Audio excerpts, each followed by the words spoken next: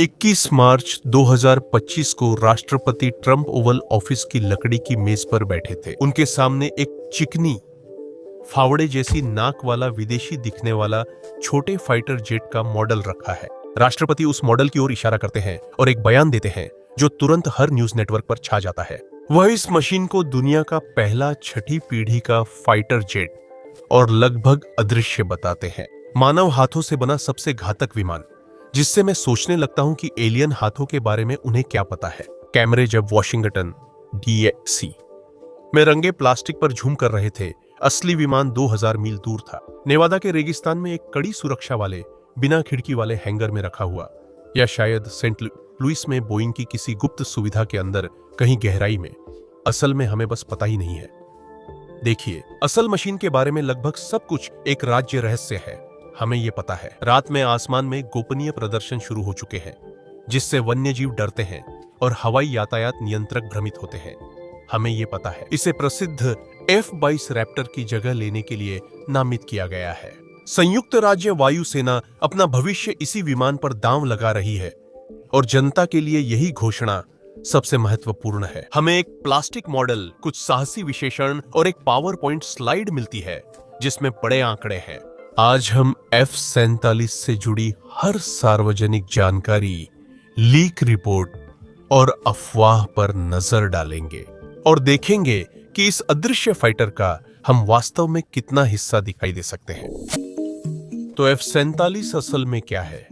अगर राजनीति और प्रचार हटा दें तो हम क्या देख रहे हैं? F-47 अमेरिका वायुसेना का नया छठी पीढ़ी का फाइटर है। इसे बोइंग ने NGAD प्रोग्राम की मुख्य खासियत के तौर पर बनाया है, क्योंकि सेना को अच्छे संक्षिप्त शब्द उतने ही पसंद हैं जितना उन्हें ज्यादा खर्च करना पसंद है।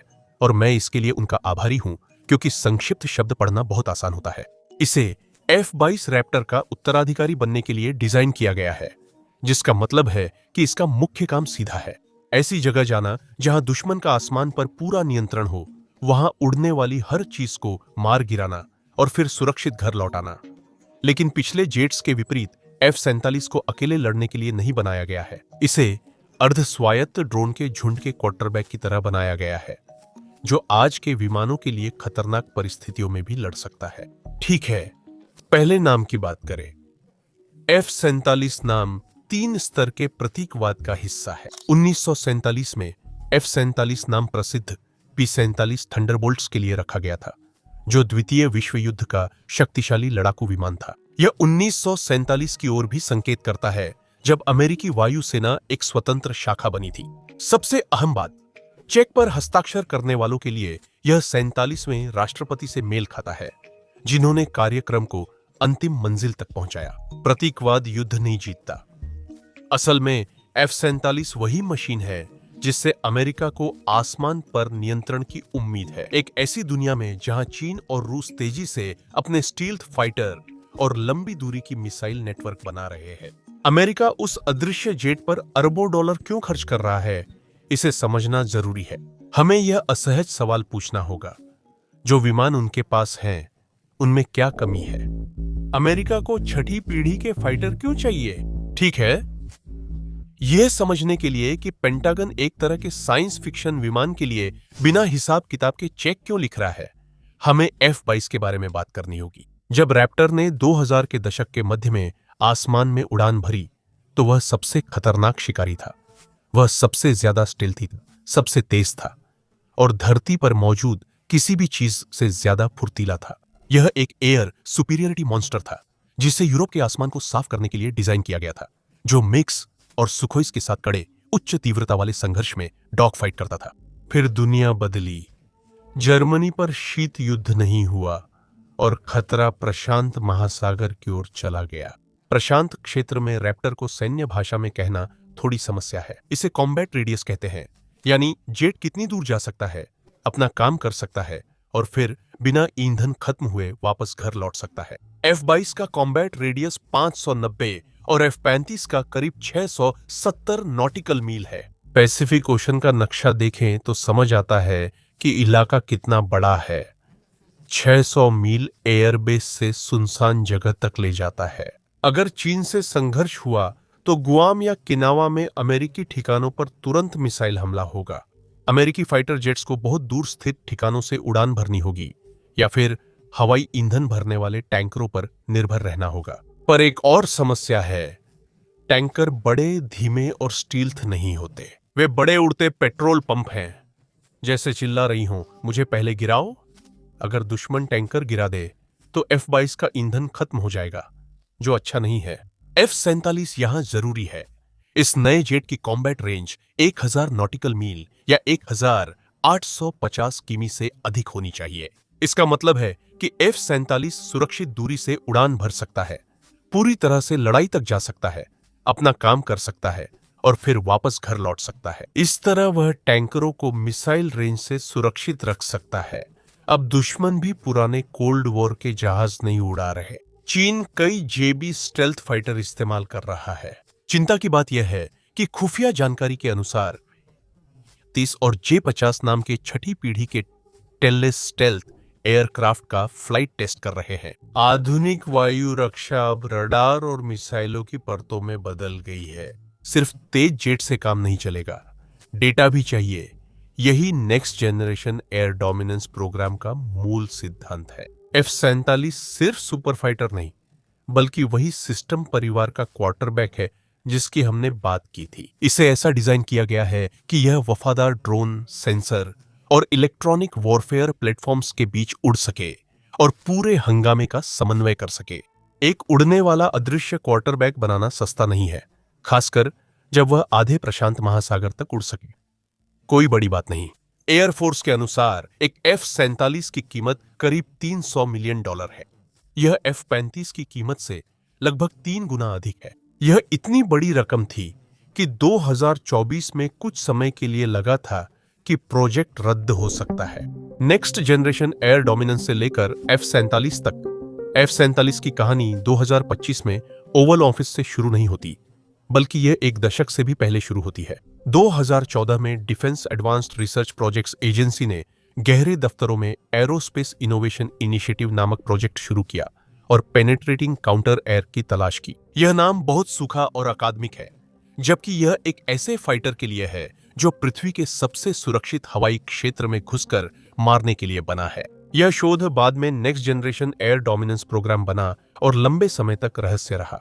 अरबों डॉलर उस रहस्य में चले गए और क्योंकि वह एक रहस्य था, वहां से कुछ भी बाहर नहीं आया।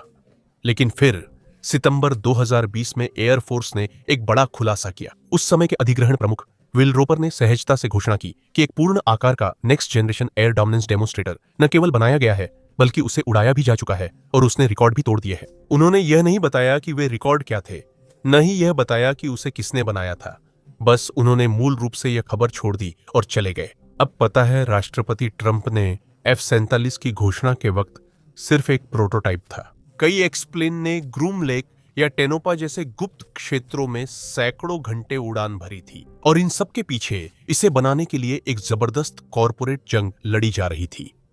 शुरू में इस प्रतियोगिता में तीन बड़ी कंपनियां शामिल थीं, लॉकहीड मार्टिन, बोइंग और नॉर्थरॉप ग्रुमन नॉर्थरॉप। अभी B-21 रेडर का कॉन्ट्रैक्ट जीतने के बाद स्टेल्थ बॉम्बर ने आवश्यकताओं को देखा, अपने बैंक खातों को देखा और 2023 में बाहर होने का फैसला किया और इससे मुकाबला दो कंपनियों के बीच रह गया। एक और लॉकहीड मार्टिन था जो F-22 और F-35 का स्टेल्थ चैंपियन था, दूसरी ओर बोइंग था। पिछले कुछ साल बोइंग के लिए 737 मैक्स हादसों के C-46 टैंकर में देरी और T-7 ट्रेनर की समस्याओं के कारण मुश्किल रहे हैं। कंपनी मुश्किल में थी, उसका डिफेंस डिवीजन लगातार घाटे में था। एनगेड खोना बोइंग का अंत भी हो सकता था। एक फाइटर जेट निर्माता के रूप में जीतना उसके लिए जीवन रेखा था, लेकिन 2024 में पूरा प्रोग्राम लगभग बर्बादी के कगार पर पहुंच गया था। एयरफोर्स सेक्रेटरी फ्रैंक कैंडल ने उस $300 मिलियन प्रति जेट की कीमत देखी और तुरंत रोक लगा दी। वायुसेना ने कई महीने तक बेतहाशा विकल्पों का अध्ययन किया। क्या वे बस और F-35 खरीद सकते थे? क्या वे 2025 तक पुराने F-15 अपग्रेड कर सकते थे? जवाब था नहीं, यह काफी नहीं होगा। अगर वे 2030 के दशक में चीन को हराना चाहते हैं तो उन्हें यह विमान 21 मार्च 2025 तक चाहिए। राष्ट्रपति ट्रंप मंच पर आकर सस्पेंस खत्म करते हैं। प्रोग्राम को मंजूरी मिलती है, बोइंग को कॉन्ट्रैक्ट और जेट का नाम F-47 रखा जाता है। यह बहुतों के लिए चौंकाने वाला था, जिन्होंने मान लिया था कि लॉकहीड को ही कॉन्ट्रैक्ट मिलेगा, लेकिन बोइंग के लिए यह उनकी जरूरत की राहत थी। यहां टाइमलाइन बहुत ही आक्रामक है। एयरफोर्स ने कहा कि असली F-47 की पहली उड़ान 2028 में होगी। लक्ष्य है कि पहली यूनिट्स 2029 की शुरुआत तक तैयार हों, राष्ट्रपति के कार्यकाल से पहले। यह शेड्यूल पूरी तरह सटीक होना चाहिए। और जैसा कि आप इस चैनल को देखकर जानते हैं, मिलिट्री खरीदारी की दुनिया में चीजें बहुत कम ही या कभी भी बिल्कुल सही नहीं होती। हालांकि कॉन्ट्रैक्ट और नाम तय हो गए, लेकिन एविएशन शौकीनों के लिए सबसे बड़ा सवाल बाकी है, ये चीज दिखती कैसी है। एक खास एयरफोर्स इन्फोग्राफिक से हमें शायद इसका जवाब मिल सकता है। हम F-47 के डिजाइन और प्रदर्शन के बारे में क्या जानते हैं? तो ये चीज बनी किससे है? गोपनीयता के कारण। हमारे पास जाहिर है कोई स्पेक शीट नहीं है। हमने बोइंग की वेबसाइट पर जाकर ब्रोशर डाउनलोड करने की कोशिश की, लेकिन हमें 404 मिला। निराशाजनक है, हम जानते हैं। हालांकि air force chief of staff general Arvind द्वारा जारी एक चौंकाने वाले इन्फोग्राफिक और कुछ कांग्रेस सुनवाइयों के दौरान हुई गलतियों की बदौलत हम इस विमान की एक हैरान कर देने वाली विस्तृत तस्वीर पेश कर सकते हैं। आइए स्पेसिफिकेशन से शुरू करें। हमारे पास 4 आंकड़े हैं जो विमान की जंग क्षमता बताते हैं। पहला है इसका कॉम्बैट रेडियस, जो 1000 नॉटिकल माइल्स से ज्यादा है। हमने इसका जिक्र पहले भी किया था, लेकिन साफ तौर पर कहें तो यह F-22 से 70% ज्यादा है। इसका मतलब है कि यह जेट लंदन से उड़ान भर सकता है, मॉस्को के ऊपर कॉम्बैट मिशन पूरा कर सकता है और बिना रिफ्यूलिंग के वापस लंदन लौट सकता है। दूसरी बात, इसकी टॉप स्पीड माक 2 से ज्यादा है, यानी 2400 किमी किसा घंटा से तेज, और इसे लगातार बनाए रखना भी जरूरी है। F-47 से उम्मीद है कि यह बिना आफ्टरबर्नर के सुपरसोनिक स्पीड पर लंबी दूरी तक उड़ सकेगा। तीसरी बात, 185 से ज्यादा यूनिट्स खरीदने की योजना है, जो मौजूदा F-22 फ्लीट की संख्या के बराबर है। इससे साफ है कि एयरफोर्स हर F-16 को F-47 से नहीं बदलेगी। ये विमान सिर्फ कठिन मिशनों के लिए रहेगा। अंत में सबसे विवादित स्पेसिफिकेशन इसकी स्टेल्थ रेटिंग है।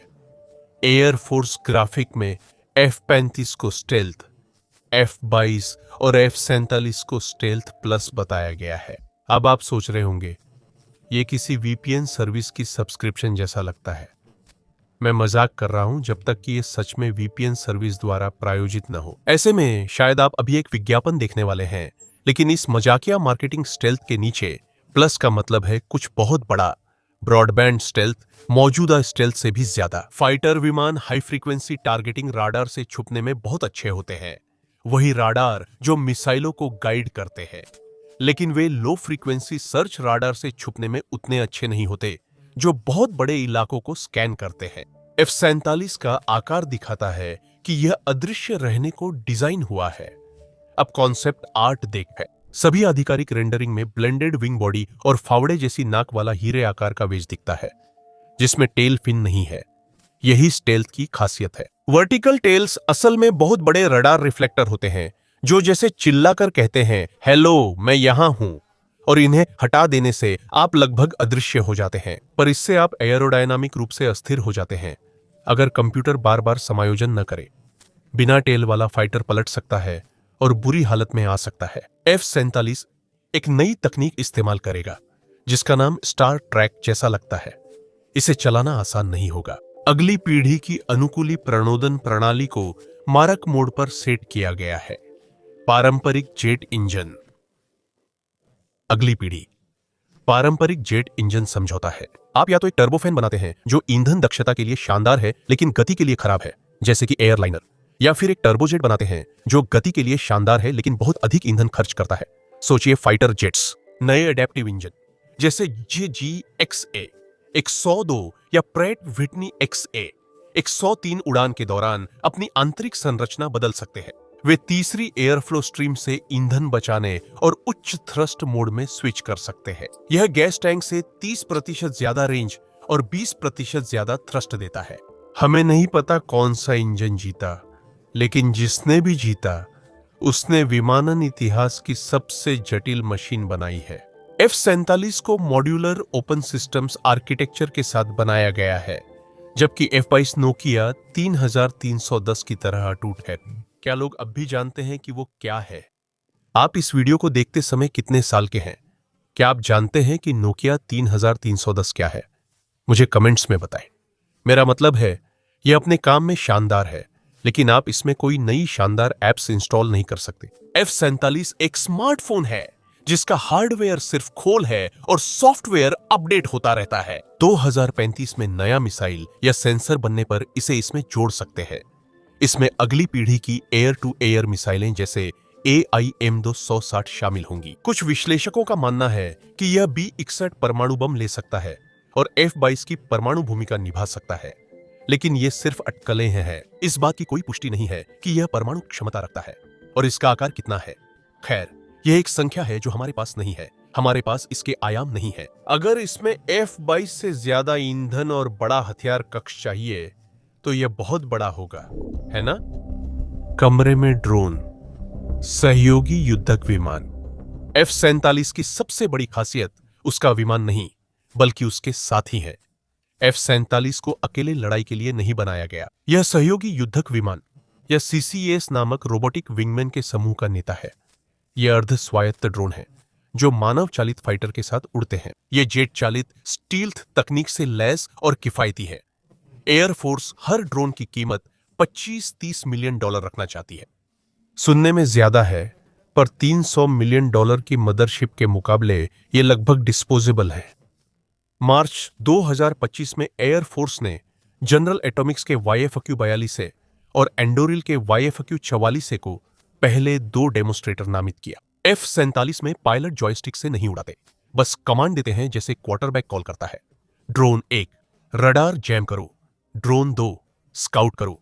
ड्रोन 3, फायर करो। ऑनबोर्ड AI हर चीज संभाल लेगी, जिससे पायलट की नौकरी पूरी तरह बदल जाती है। अब आप सिर्फ एक ऐसा नहीं है जो HUD के जरिए देख रहे हैं, बल्कि आप असल में एक तरह के वितरित एयर बैटल मैनेजर हैं, जो कॉकपिट से एक छोटे रोबोट स्क्वाड्रन को कमांड कर रहे हैं। आप ड्रोन का इस्तेमाल मिसाइल ट्रकों के रूप में कर सकते हैं, जो अतिरिक्त हथियार ले जाते हैं, ताकि F-47 को अपनी स्टेल्थ खराब न करनी पड़े। आप उन्हें दुश्मन की रक्षा प्रणाली सक्रिय करने या मानव चालित जेट बचाने के लिए बलिदान कर सकते हैं। जैसा कि हमने बताया, ये 30 अरब डॉलर के डिस्पोजेबल ड्रोन हैं और इस योजना का पैमाना बहुत बड़ा है। एयरफोर्स 200 NGD फाइटर्स के लिए 1000 CCA खरीदने की बात करती है, जिससे अनुपात लगभग 2:1 है। एक F-47 एक साथ 4-5 ड्रोन कंट्रोल कर सकता है।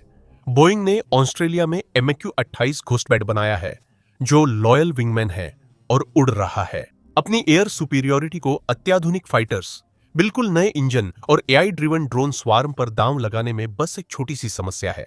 ये सारी चीजें सस्ती नहीं है। जैसा कि हम देखने वाले हैं, बोइंग किसी भी तरह की गलती का जोखिम नहीं उठा सकता, चाहे पैसा हो, राजनीति या दूसरा मौका। ठीक है, तो चलिए बात करते हैं पेंटागन की उस एकमात्र चीज की जो एक स्टेल्थ फाइटर से भी ज्यादा ताकतवर है, ब्यूरोक्रेसी। F-47 रडार से चाहे जितना भी अदृश्य हो, वह गवर्नमेंट अकाउंटेबिलिटी ऑफिस से नहीं छुप सकता। इसकी असली कीमत क्या है? जैसा कहा, इसकी कीमत करीब 300 मिलियन होगी। उन्होंने जानकारी जारी नहीं की है, आप सिर्फ लीक हुई बातों से अंदाजा लगा सकते हैं। वायुसेना नेतृत्व का कहना है कि डिजिटल इंजीनियरिंग और मैन्युफैक्चरिंग इनोवेशन से F-47 की कीमत F-22 से कम होगी। रैप्टर की कीमत 2000 के दशक में करीब 143 मिलियन थी, जो आज लगभग 250 मिलियन है। यह बड़ा दावा है, लेकिन मान लेते हैं कि वे कर सकते हैं। चेक कौन भुना रहा है? खैर, वो बोइंग है और उन्हें ये चेक्स वाकई बहुत जरूरी हैं, ऐसा कहा जा रहा है।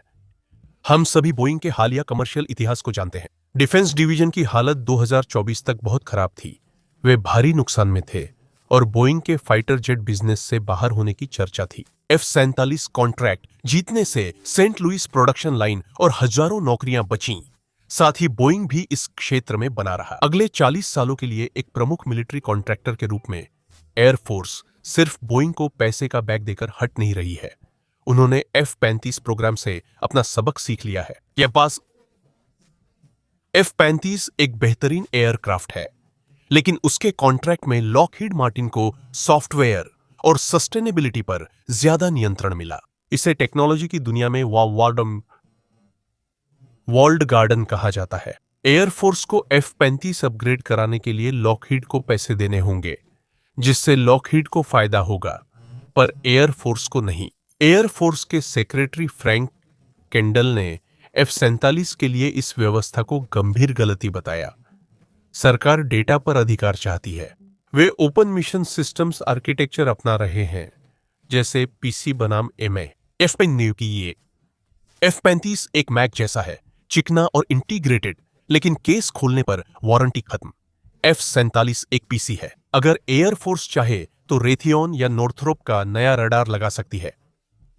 इसके लिए बोइंग की इजाजत जरूरी नहीं। साथ ही राजनीति को अनदेखा नहीं किया जा सकता। F-47 का नाम जेट को 47वें से जोड़ता है। यह राजनीतिक ब्रांडिंग का मास्टर स्ट्रोक है। राष्ट्रपति ट्रंप इसके सबसे बड़े समर्थक रहे हैं। उन्होंने इसे लगभग अदृश्य और धरती पर मौजूद किसी भी चीज से कहीं ज्यादा ताकतवर बताया है। उन्होंने निर्यात का विवादास्पद सुझाव दिया, जबकि अमेरिका आमतौर पर अपने टॉप एयर सुपीरियोरिटी फाइटर्स नहीं बेचता। F-22 को कांग्रेस द्वारा निर्यात करने पर प्रतिबंध लगा दिया गया था, लेकिन ट्रंप ने F-47 का थोड़ा कमजोर वर्जन बेचने का सुझाव दिया है। शायद इसमें 10 कम क्षमताएं होंगी ताकि हम सहयोगी चुन सकें। उन्होंने मजाक में कहा कि इसे जल्दी बेच दें, क्योंकि शायद वे सहयोगी न रहें। यह दूरदर्शिता नहीं है। इससे वॉशिंगटन मुश्किल में है, क्योंकि जापान, ऑस्ट्रेलिया और यूके जैसे सहयोगी इस तकनीक को चाहते हैं, लेकिन बेचने से राज खुल सकते हैं। आखिरकार F-47 का भविष्य सैन्य खरीद के सबसे पुराने नियम डेथ स्पाइरल पर निर्भर करता है। F-22 के 750 जेट्स का बेड़ा बनना था। लागत बढ़ने पर ऑनर्ड 750 से घटकर 329, फिर 277 और अंत में 187 रह गया। और जितने कम आप बनाते हैं, हर एक की कीमत उतनी ही ज्यादा हो जाती है, जिससे ऑर्डर और कम हो जाते हैं और लागत और बढ़ जाती है। जैसे हम कहते हैं, यह एक मौत का चक्र है। एयरफोर्स ने रैप्टर की जगह 185 से ज्यादा F-47 खरीदने की कसम खाई है।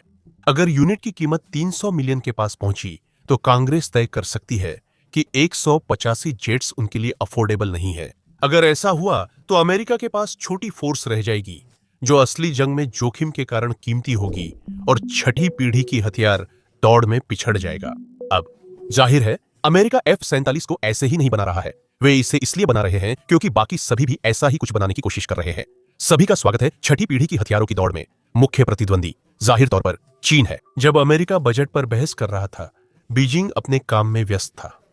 चीन की वायुसेना पहले ही J-20 स्टील्थ फाइटर से आगे बढ़ चुकी है। खुफिया रिपोर्टों और सैटेलाइट तस्वीरों से पता चलता है कि चीन टेललेस कॉन्फ़िगरेशन का उड़ान परीक्षण कर रहा है। मुख्य अफवाहें J-36 और उसके छोटे साथी J-50 के आसपास है। 2025 के अंत में अमेरिकी वायुसेना ने चीनी दावों का मजाक उड़ाया कि ये जेट्स ऑपरेशनल हैं। वे कहते हैं कि F-47 पहली असली छठी पीढ़ी का फाइटर है, जबकि चीन सिर्फ एयरोडायनामिक्स में पकड़ बनाने की कोशिश कर रहा है।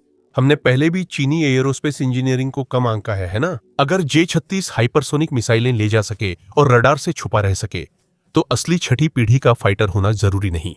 यह तब भी समस्या है। यूरोप में हालात जटिल है। यूनाइटेड किंगडम, जापान और इटली ने ग्लोबल कॉम्बैट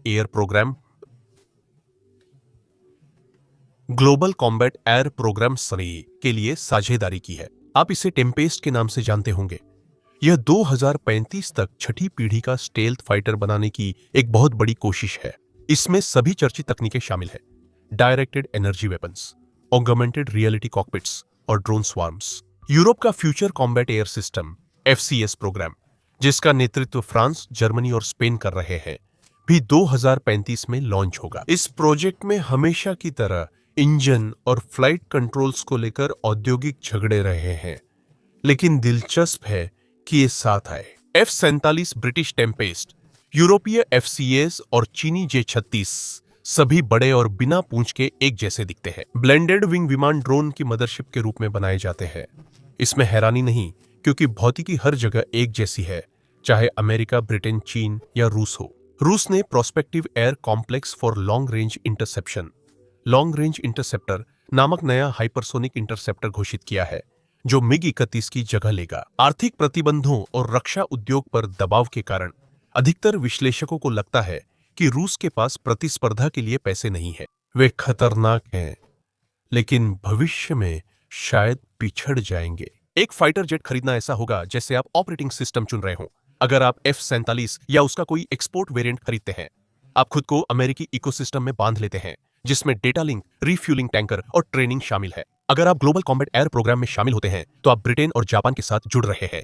अगर आप चीन से खरीदते हैं, तो आप समझ ही सकते हैं। तो अगर हर कोई सबसे एडवांस्ड, महंगा और जटिल जेट बनाने की दौड़ में है, तो क्या होगा अगर अमेरिका F-47 पर बड़ा दांव लगाता है? अगर कुछ गलत हो जाए? जोखिम, अनजाने पहलू और अंतिम पायलट फाइटर का सवाल।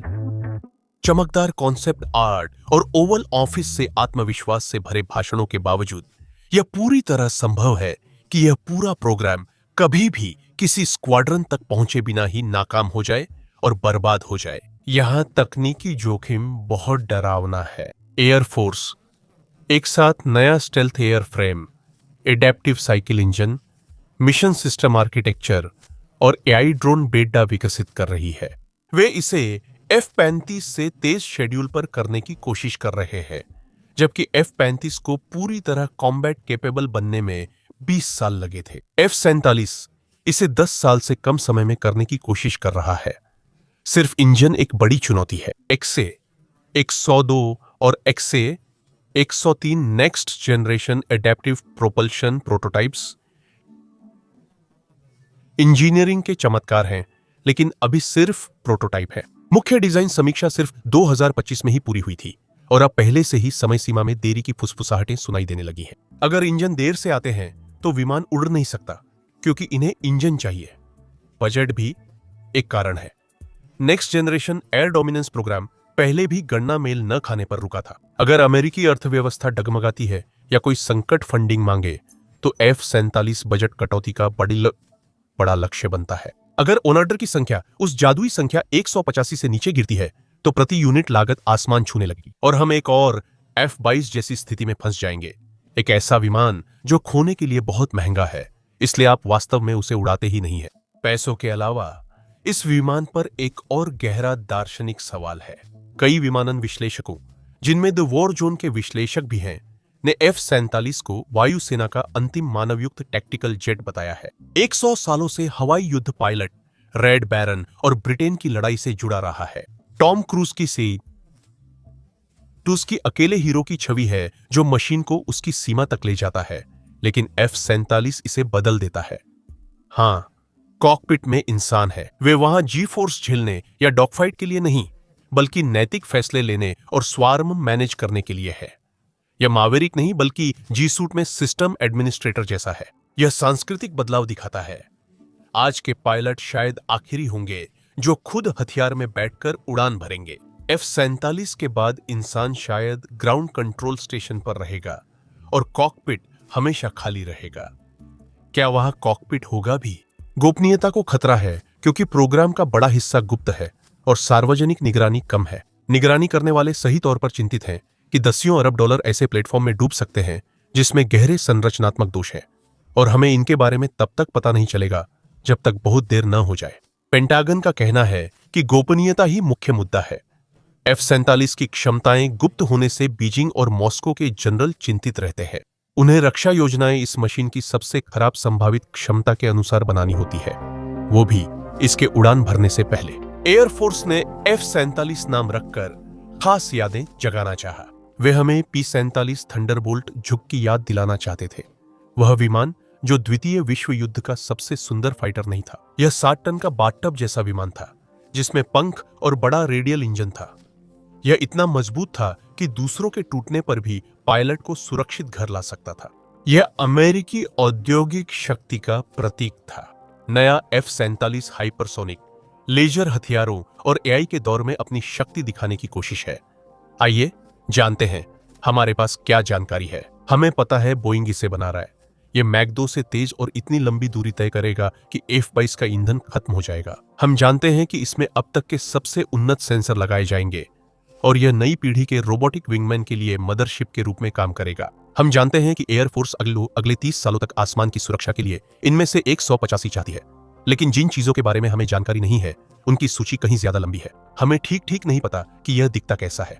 हमें नहीं पता कि इसमें कौन सा इंजन लगेगा, हमें यह भी नहीं पता कि स्टेल्थ प्लस का दावा सिर्फ मार्केटिंग है या फिर यह कोई भौतिकी को चुनौती देने वाली नई खोज है। और सबसे जरूरी, हमें नहीं पता कि क्या अमेरिका वाकई उतनी संख्या में बना सकता है जितनी उसने कही है। दाम इससे ज्यादा ऊंचे नहीं हो सकते।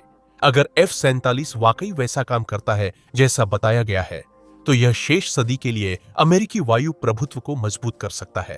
अगर यह असफल रहा तो यह महंगा और बेकार विमान साबित होगा। यह दिखाएगा कि फाइटर जेट्स का दौर खत्म हो चुका है और ड्रोन जीत चुके हैं। 80 साल पहले अमेरिकी पायलटों ने खुद को एक छोटे नाक वाले ताकतवर विमान P-47 में बांधा और यूरोप और प्रशांत क्षेत्र में अपनी लड़ाई लड़ी। आज कहीं बहुत ही सुरक्षित दरवाजों के पीछे उनके परपोते एक ऐसे विमान को उड़ाना सीख रहे हैं जो शायद अपनी तरह का आखिरी हो। मशीनों के झुंड के बीच एक मानव युक्त फाइटर। देखने के लिए धन्यवाद।